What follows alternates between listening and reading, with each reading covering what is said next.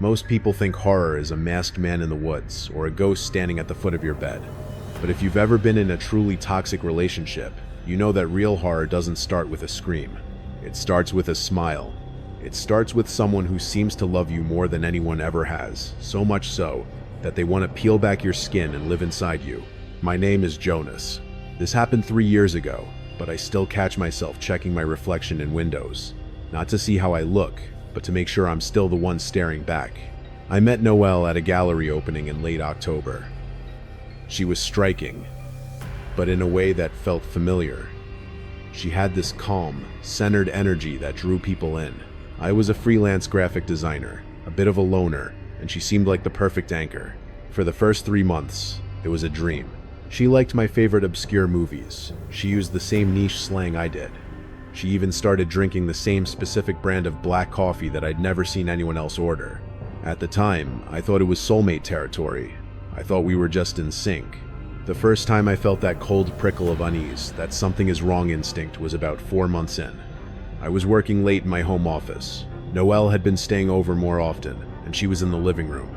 I walked out to get some water and saw her sitting on the sofa in complete darkness. She wasn't on her phone. She wasn't watching TV. She was just sitting there, perfectly still, staring at the hallway leading to my office. When the light from the kitchen hit her, she didn't jump. She just slowly turned her head and smiled. "You're working so hard, Jonas," she said. Her voice was an exact mimic of my own cadence, the way I pause before certain words. "I was just thinking about how much I want to be exactly where you are." I laughed it off. But that night, I had a dream that I was looking into a mirror, and my reflection walked away while I stayed frozen. A week later, I met my best friend, Elias, for a drink. Elias is a skeptic by nature, the kind of guy who needs a mathematical proof to believe the sky is blue. I told him about the coffee, the clothes, the way she was starting to dress in the same charcoal gray palette I wore. "It's called mirroring, man," Elias said, nursing his beer. "People do it when they're into someone. She's just obsessed with you. It's flattering, if a little clingy. Just set some boundaries." But boundaries were becoming impossible. One afternoon, I came home early and found her in my office. She was sitting in my ergonomic chair, her hands poised over my drawing tablet. She had my headphones on, but she wasn't drawing. She was scrolling through my old emails from years before I met her. Emails to my mother, to my ex-girlfriends, to my accountant. "What are you doing, Noelle?" I asked, my heart hammering against my ribs. She didn't look guilty. She looked curious. She took the headphones off slowly. "I'm just learning, Jonas. I want to know everything about how you talk to people. You have such a specific way of being in the world. I don't want to miss a single part of it." "That's private," I said, my voice shaking. "You can't just go through my life like it's a manual." "Why not?" she asked, her eyes wide and unnervingly flat. "If we're going to be one person, there shouldn't be any secrets." That was the first time she said it. One person. Over the next month, the mirroring turned into something more predatory. I woke up at 3 a.m. one night to find her hovering over me. She wasn't touching me. She was just observing. When I opened my eyes, she whispered, "I practiced your signature today." It took 3 hours, but I finally got the M right. It feels so natural now. I moved her out that weekend. Or, I tried to. It was a nightmare of weeping, followed by a terrifying, cold silence. She eventually left, but the feeling of being watched didn't go away. 2 days later, my mother called me. "Jonas, I got your text about the money. I sent it to the new Venmo account you linked. Is everything okay?" I hadn't texted my mother, and I hadn't opened a new Venmo. I checked my phone. There were no outgoing texts to her. But then I realized Noelle had cloned my SIM card or accessed my iCloud. She was messaging my family, pretending to be me. And the terrifying part, my mother didn't notice the difference. Noelle had studied my syntax so perfectly that she was passing for me in the digital world. I called Elias, panicking. He told me to go to the police. But what was I going to say? My girlfriend is acting too much like me? I decided to confront her at her apartment. I still had a spare key she hadn't asked for back. I know, it was a mistake. I should have gone to a lawyer, or a therapist, or the moon, but I wanted my life back. When I entered her studio apartment, the smell hit me first. It smelled like my apartment. Exactly. The same sandalwood candles, the same detergent, even the faint scent of the specific brand of oil I used for my beard. But it was the walls that made my stomach turn. She had printed out hundreds of photos of me. Not couple photos, candid shots. Me sleeping, me eating, me walking to my car. And next to every photo were notes written in a handwriting that looked exactly like mine. Jonas tilts his head 15 degrees when he's lying. Jonas uses the word superfluous when he's nervous. I made 9. Jonas's resting heart rate, 72 BPM. In the center of the room was a full-length mirror. Taped to the glass was a picture of my face, with the eyes cut out. I heard the door click behind me. I turned around, expecting to see her angry or crying. Instead, she was standing there, wearing my favorite green hoodie, the one I thought I'd lost a month ago. She had cut her hair to the same length as mine. She was holding a kitchen knife, but she wasn't holding it like a weapon. She was holding it the way I hold a pen when I'm sketching. "You're home early," she said. But she didn't say it like Noelle. She said it with my exact inflection, my exact smirk. "Get away from me," I choked out. "Why?" she asked, stepping closer. "I'm not away from you, Jonas. I'm becoming you. And the problem with a reflection is that there's only room for one of us in the frame." She took a step, and for a second, I didn't see a woman. I saw a distorted, horrifying version of myself staring back with hungry eyes. The air in that apartment felt thick, like I was breathing in someone else's exhaled breath. Standing there, looking at Noelle, who was now a distorted, mirrored version of myself, I felt a wave of nausea so strong I had to lean against the wall. She wasn't just wearing my clothes. She had the same slight slouch I get when I'm tired. She had the same nervous habit of tapping her index finger against her thigh. "Noelle, put the knife down," I said, my voice cracking. "You're doing it again," she whispered. The voice, it's too high. When you're scared, your vocal cords tighten.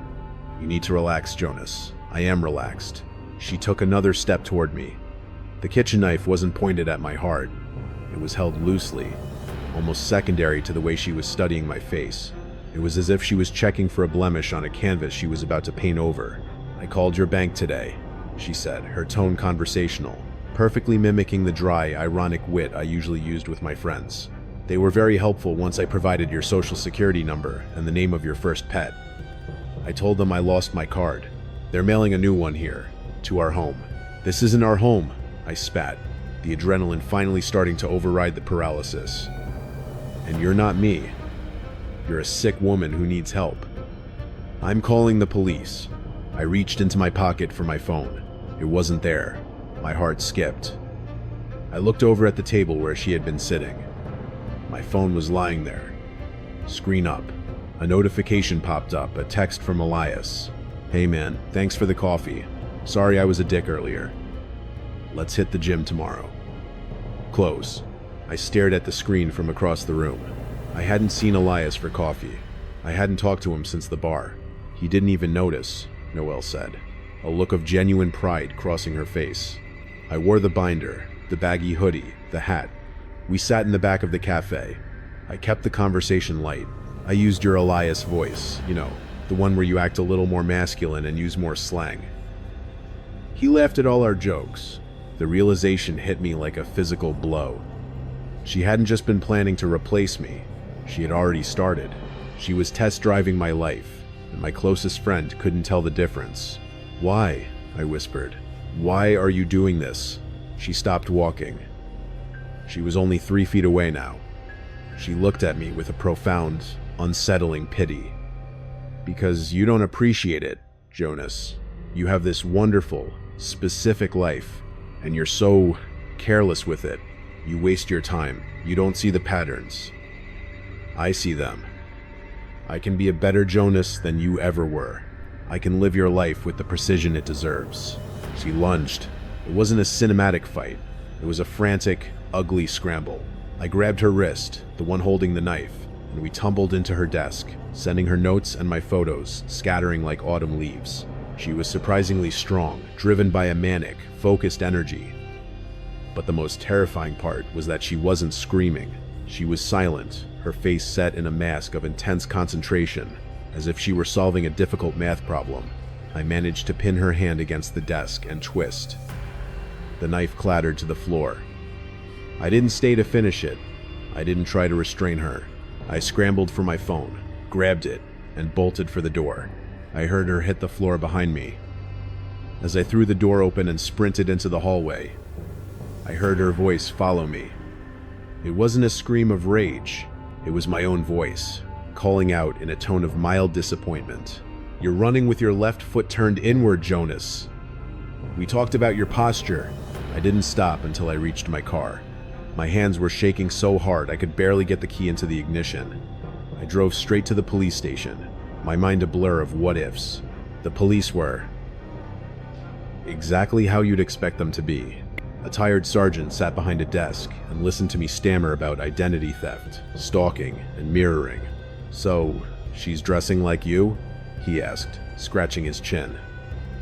"And she was in your bank account? She has my photos. She's texting my friends. She tried to stab me," I shouted, slamming my hands on the desk. The sergeant looked at my hands, then at my face. "Sir, I'm going to need you to calm down. We'll send a car by her place to do a wellness check and take a statement. But if you were in her apartment, legally or illegally, that complicates things. I had a key, which you used to enter her private residence," he sighed. "Look, we'll look into it. Go home, lock your doors, and change your passwords." I went to Elias's house instead. I couldn't go back to my apartment. When he opened the door, he looked at me. Then at my disheveled clothes and the scratch on my neck. "Jonas, what the hell happened? We just had coffee 3 hours ago." "That wasn't me, Elias," I said, my voice breaking. "That was her. That was Noelle." It took hours to convince him. I had to tell him things only the two of us knew, stories from college. The name of the girl I liked in 3rd grade. As the reality dawned on him, I watched the blood drain from his face. She was perfect," he whispered. "She knew exactly how you take your sugar. She even complained about your lower back pain." I stayed on Elias's couch that night, but I didn't sleep. Every time I closed my eyes, I saw her not as a stranger, but as me. The police called the next morning. They had gone to Noelle's apartment. It was empty. Not just she wasn't there empty, it was scrubbed. Every photo was gone. Every note was burned in the fireplace. The furniture was gone. It was as if she had never lived there. But there was one thing they found. On the bathroom mirror, written in my exact handwriting using a permanent Jonaser, was a single sentence. "I'm doing the work now. Don't worry about the details." That was 3 years ago. The police eventually stopped looking. There was no crime once she disappeared. My bank accounts were closed. My credit was ruined for a while. But eventually, things settled back into a normal rhythm. I moved to a different city. I changed my name legally. I grew a full beard and stopped wearing gray. But the horror of a toxic relationship like that isn't the physical danger. It's the lingering doubt. Last month, I received an email. It was from a gallery in a city I've never visited. "Dear Mr., my new name. We were so impressed by the portfolio you submitted. Your graphic design style is incredibly unique, yet strangely familiar. We'd love to host an exhibition of your work." I never sent a portfolio to that gallery. I looked at the attached files. They were my designs, but they were better, sharper, more precise. They were the designs I would have made if I were a better version of myself. I haven't replied. I've stopped looking in mirrors altogether. Because sometimes, when I'm out in public, I'll see someone in the distance. They'll be wearing my old favorite hoodie. They'll be walking with that specific, corrected posture. And I realize that while I'm out here, trying to figure out who I am, she's already out there, being me. And she's doing a much better job at it. The most terrifying part of being in a toxic relationship isn't the fear that they'll hurt you. It's the realization that they've taken so much of you, there's nothing left for you to go back to. I'm just a ghost now, haunted by a living version of my own life.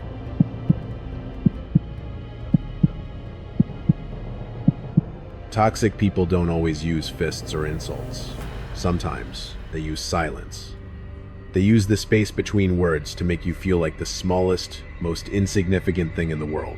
They build a cage out of your own empathy. My name is Brenna. I'm 26.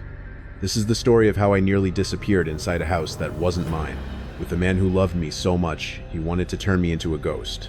I met Julian at a charity event. He was older, 34, and had this heavy, soulful presence.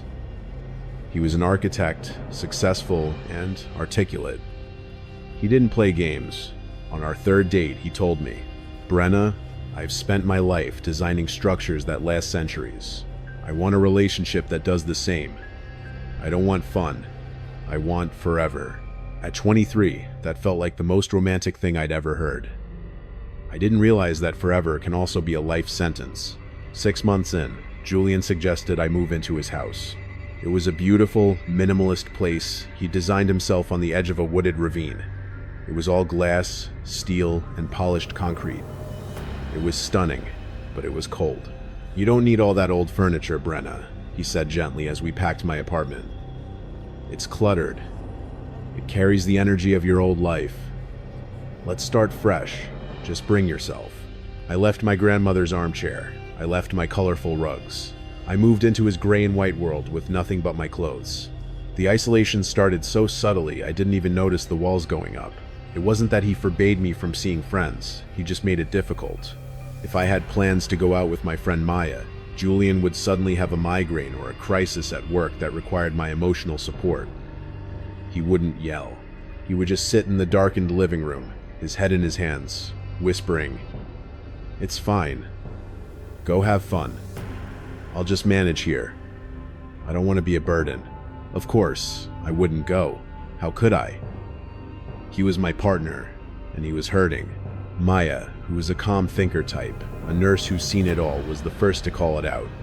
We were on the phone, and Julian was in the other room. "Brenna," she said, her voice low. "You've canceled the last 5 times we were supposed to meet. And every time, it's a Julian emergency. Does he ever have these emergencies when you're not planning to leave the house?" "He's just going through a lot, Maya," I defended him, though my stomach did a little flip. "He's a perfectionist. It's stressful. He's an architect, Brenna. He's building a perimeter around you. Just watch yourself." I laughed it off. But that night, I started paying attention. Julian had installed a smart home system. Everything was controlled by his phone. The lights, the locks, the temperature, the cameras. He said it was for security, but I noticed that whenever I was in the kitchen, the lights would dim slightly, or the music would change to something he liked. "The house knows what we need," he'd say, smiling. One Tuesday, I decided to go for a walk in the ravine. I needed air. I didn't tell him because he was at the office. I walked down the trail, feeling the first bit of freedom I'd had in weeks. My phone buzzed. A text from Julian. "The sensors say the back gate is open. Are you okay? You know how dangerous the ravine can be this time of year with the coyotes." I froze. He was at work, 40 minutes away. But he was watching the sensors. He was watching me. "I'm fine, Julian. Just getting some air. Please, come back inside. I can't focus on my meetings knowing you're out there alone." My heart rate is spiking. I'm starting to feel that chest pain again. The chest pain, his ultimate weapon. He'd had a minor heart murmur as a child, and he used it like a leash. If I did something he didn't like, his chest would tighten. I went back inside. I felt like a dog that had reached the end of its chain. The psychological horror peaked in the 8th month. I was sitting in the living room, reading a book. Julian was in his study. The house was silent. Suddenly, the speakers in the ceiling crackled to life. It was Julian's voice, but it sounded distorted. "Brenna, can you come to the study? I have something to show you." I walked in, and he was sitting in front of a giant monitor. On the screen was a 3D blueprint of a house. But as I looked closer, I realized it wasn't a house. It was this house. "I'm making some upgrades," he said, his eyes fixed on the screen. He looked exhausted, his skin sallow. "I realized there are too many exits. It creates a draft. It makes the structure unstable. I'm going to seal the side door and the basement windows. We only need the front door. One way in, one way out. It's more secure." "Julian, That's a fire hazard, I said, trying to keep my voice steady. And I like the side door. It's how I get to the garden. He turned the chair slowly. His expression was one of profound disappointment. The garden is a distraction, Brenna. You spend too much time out there. You're always looking at the horizon. Why do you need the horizon when you have me right here? He stood up and walked over to me. He placed his hands on my shoulders. They were cold. I'm building us a world where nothing can hurt us. No friends to fill your head with nonsense. No family to judge us. Just a perfect, sealed environment. That night, I waited until he was asleep. I needed to see what else was on that computer. I crept into the study, my heart hammering. I bypassed his simple password. It was my birthday and started clicking through files. I found a folder labeled Brenna, Vitals. Inside were spreadsheets, months of data. He had been tracking my sleep patterns via the smart mattress. He had been logging the times I used the bathroom, the amount of water I drank from the smart fridge, even the frequency of my phone calls to Maya. But then, I found the audio folder. I clicked a file from 2 days ago. It was a recording of me in the bathroom. I was crying quietly to myself while the shower was running. In the recording, I heard myself whisper, "I have to leave. I have to get out of here." Then, I heard a second sound on the recording, a sound I hadn't heard at the time. It was the sound of Julian's voice, whispering from just outside the bathroom door. "No, you don't, Brenna. You're just tired. I'll make sure you're not tired anymore." I felt a shadow fall over the doorway behind me. I didn't even have to turn around to know he was there. "You weren't supposed to see the blueprints yet," Julian said, his voice as smooth and cold as polished concrete. "The final version isn't finished. It needs one more thing to be truly stable." I looked at the screen one last time. He had added a new room to the 3D model. A room with no windows, no doors. A room located directly under the floorboards of the study where I was standing. "It's called a dead room in architecture," he whispered, stepping into the light. "A place where no sound can enter, and no sound can leave. Perfect for someone who doesn't know what's good for them." Julian didn't move. He stood in the doorway of the study, silhouetted by the dim hallway light, looking less like a boyfriend and more like a gargoyle carved from the very house he'd built. He didn't look angry. He looked weary, like a parent dealing with a child who refused to learn a simple lesson.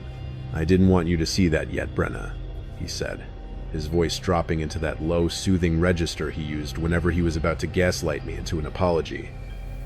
"It's not a prison. It's a sanctuary. Think about how loud the world is, how much noise Maya and your family make. Out there, they judge you. In here, in the room I'm building, it'll just be our heartbeats." "Julian, you recorded me in the shower," I said, my voice trembling as I gestured to the computer screen. "You've been tracking my sleep, my bathroom habits. This isn't love.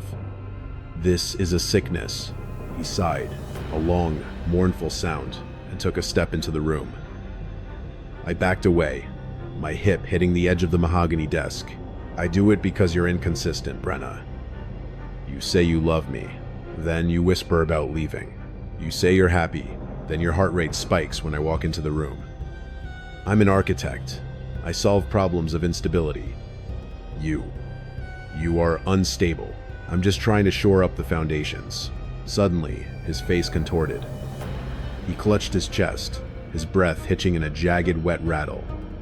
He slumped against the doorframe, his eyes rolling back slightly. The pain," he wheezed. "Brenna, the stress. You're doing this to me again." For a second, the old habit kicked in. The year of conditioning told me to run to him, to apologize, to help him to the sofa. But then I looked at the monitor. I looked at the folder labeled Brenna, Vitals. I realized that if he was tracking my heart rate, he was almost certainly tracking his own. I lunged for the mouse. I clicked back through his data folders. My eyes scanned the files frantically until I found one labeled J, Health. Julian's chest pain episodes were logged there. Every single one coincided with an argument or a moment where I had tried to assert independence. Next to the timestamps were notes in his clinical shorthand. Induced via breath holding, Valsalva maneuver. Response. Subject stayed. Success. He wasn't having a heart attack. He was a performer. I looked up. Julian was still clutching his chest, but his eyes were narrow, watching me. When he realized I was looking at the screen at the proof of his deception, his entire demeanor changed. He straightened up instantly. The pain vanished. His face went cold, flat, and utterly terrifying. "You shouldn't have looked at that," he said. He reached for the keypad by the door. With a few swift taps, I heard the heavy, motorized thud of the deadbolts engaging throughout the house. The smart home was now a vault. "I wasn't ready to move you downstairs yet," he said, walking toward me with a slow, predatory gait. "The ventilation isn't perfect, but you've left me no choice. You're overstimulated. You need the quiet." I didn't think. I grabbed the heavy glass award for Architect of the Year from his desk and flung it at the floor-to-ceiling window behind him. In a normal house, the glass would have shattered, but Julian had built this house to be secure. The glass didn't even crack.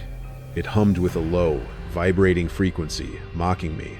Julian laughed, a dry, papery sound. Reinforced acrylic.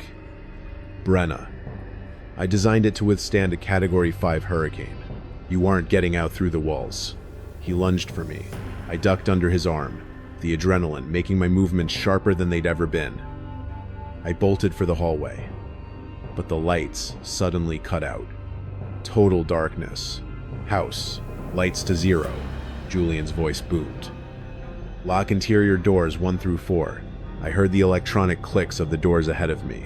I was trapped in the hallway between the study and the kitchen. I felt the walls smooth, cold concrete closing in on me.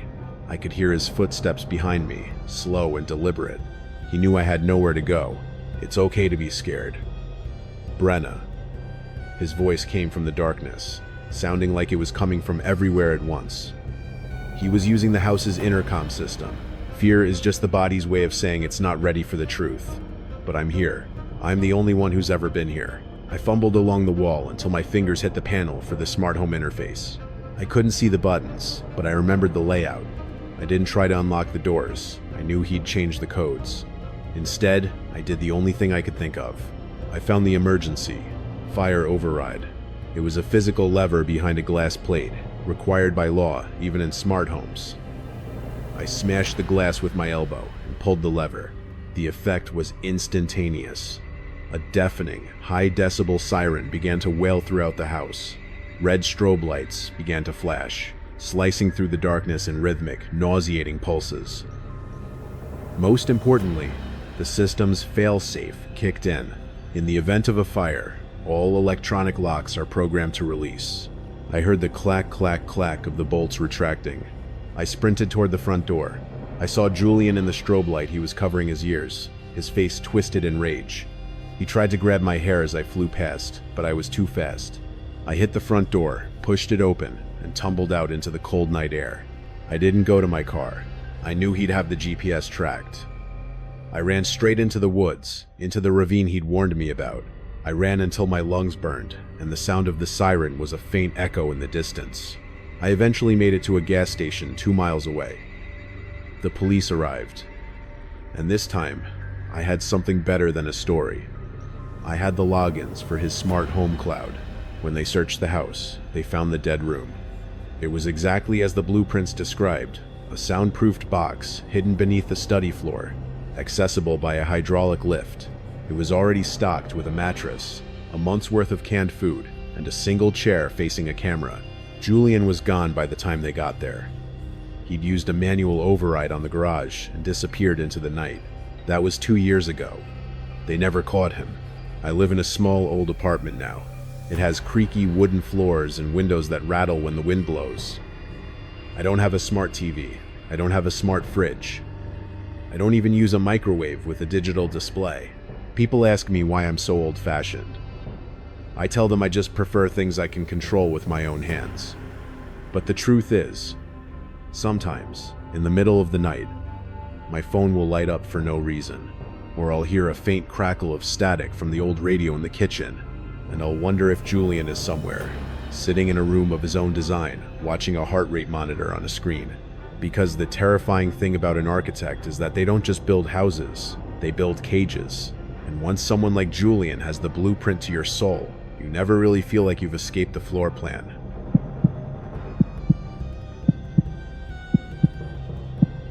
Some people want to be loved. My ex-girlfriend, Thalia, wanted to be a hero. And the thing about heroes is this: they don't exist without someone weak enough to save. My name is Gideon, and when I met Thalia, I was exactly that weak. I just lost my job in tech after a round of layoffs that came with no warning and no dignity.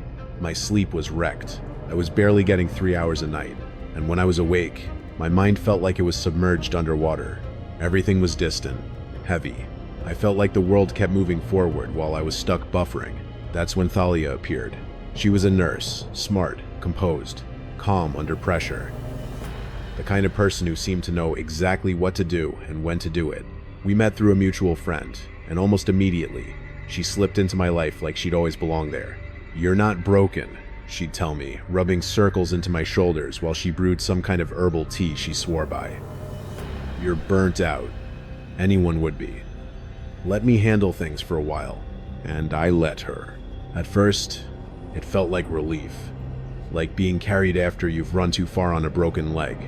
Thalia organized my calendar. She paid my bills because numbers stress you out right now. She even started answering texts from my friends, gently explaining that I needed time alone to heal. I told myself it was temporary. It wasn't. The longer she took care of me, the worse I felt. That's when the accident started. The first one was small. I was making toast when the toaster sparked hard enough that the curtains next to the counter began to smolder. Before I even reacted, Thalia was there, fire extinguisher in hand, calm as a surgeon. "Jesus, Gideon," she said afterward, holding my face between her palms. "You scared me. You've been so distracted lately.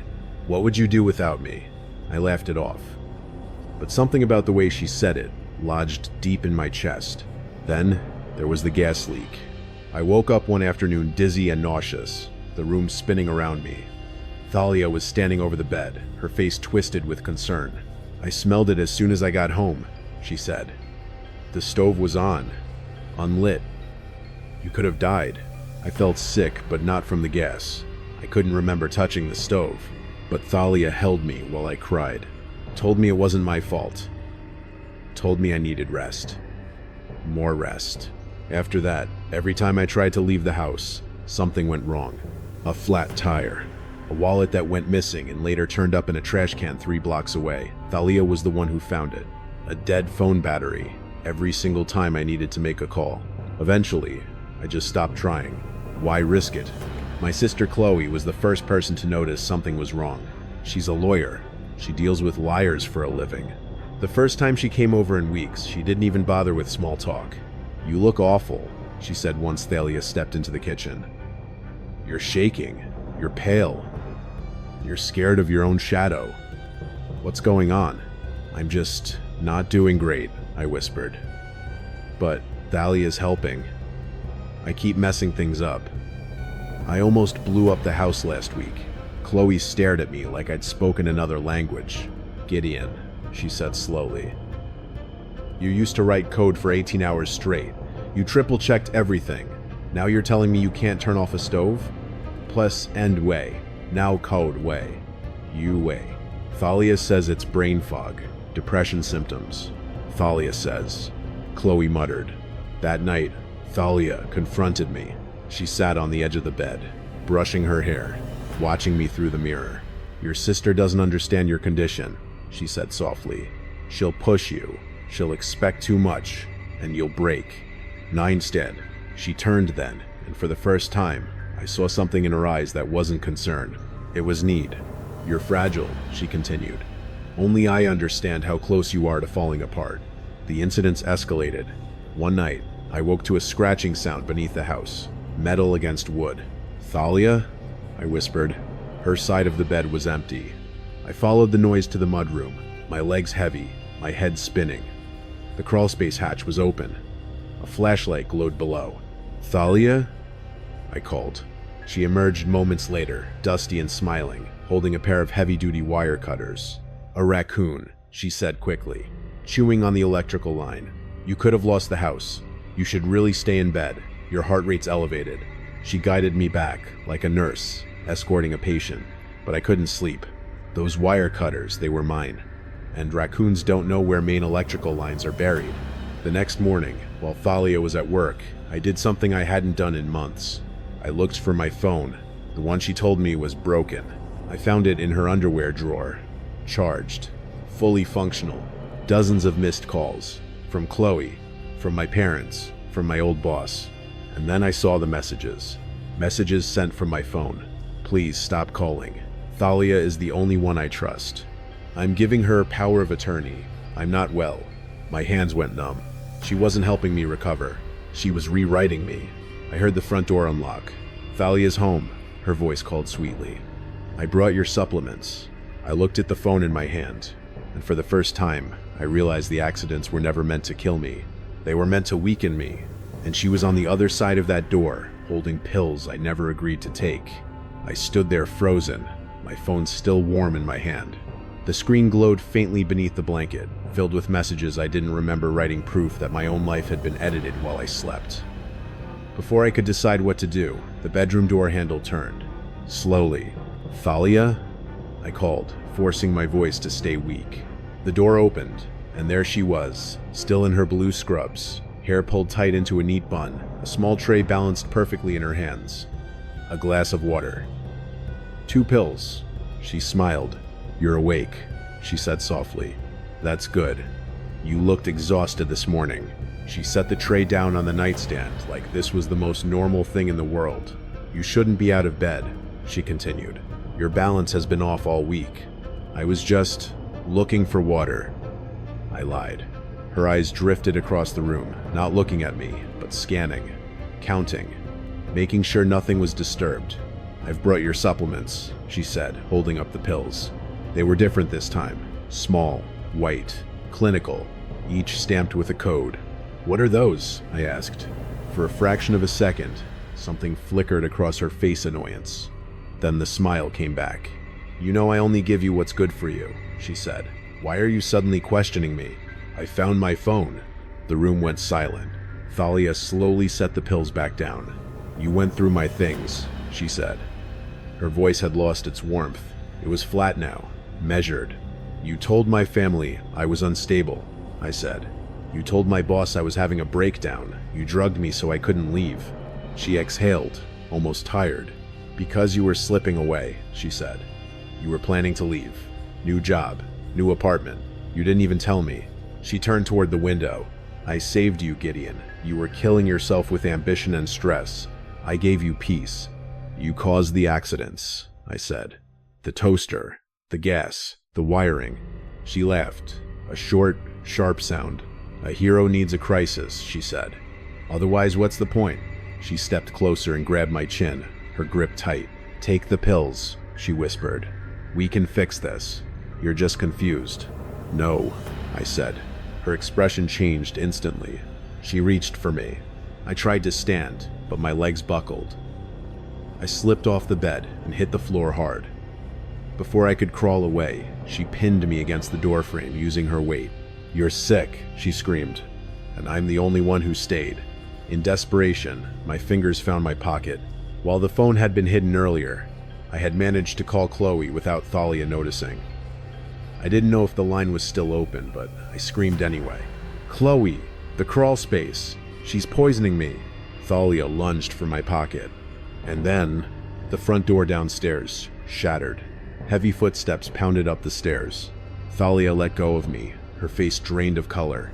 Chloe burst into the room with her husband right behind her. He was a former firefighter, built like a wall. In a sudden, frantic move, Thalia grabbed the pills and swallowed them. See? She gasped. They're harmless. I was just trying to help. She collapsed before finishing the sentence. The next few hours blurred together. Sirens, oxygen masks, police flashlights sweeping the house. The pills weren't supplements. They were a mixture of high-dose beta blockers and sedatives, enough to slow a healthy person to a crawl, enough to cloud judgment, enough to keep someone dependent. In the crawl space, police found more than tools. They found my passport, my birth certificate, my diploma, every piece of identity I'd ever need to leave. A shrine. Thalia survived. She was committed briefly, evaluated extensively, but because I had consented to taking medication for months, and because she was a respected nurse with no prior record, the case fell apart. 6 months later, she was free. I moved 3 states away. New job, new phone, new locks, cameras on every door. A year of therapy taught me the truth. I hadn't become clumsy or unstable on my own. Those symptoms were manufactured. I had been slowly erased by someone who needed to be needed. I thought that was the end. I was wrong. 2 weeks ago, I was standing in line at a pharmacy. Ahead of me was an elderly man in a wheelchair. Behind him stood a woman in scrubs, her hand resting gently on his shoulder. "You're just tired," she said softly. "The world can be overwhelming. Let me take care of everything." The hairs on my arms stood up. I didn't look at her face. I walked out. That night, I searched online. Thalia's license had been revoked in my state, but she had moved. New name, new job, private in-home caregiver. The most terrifying thing about someone with a savior complex isn't what they do to you. It's that they never stop. They don't see themselves as villains. They see themselves as heroes. And somewhere out there, someone vulnerable is being told they're broken. While Thalia prepares to save them, I still check the stove every night. I still check the crawl space. And every time I feel even a little tired, a little foggy, I wonder, is it just me? Or is someone out there making sure I stay safe?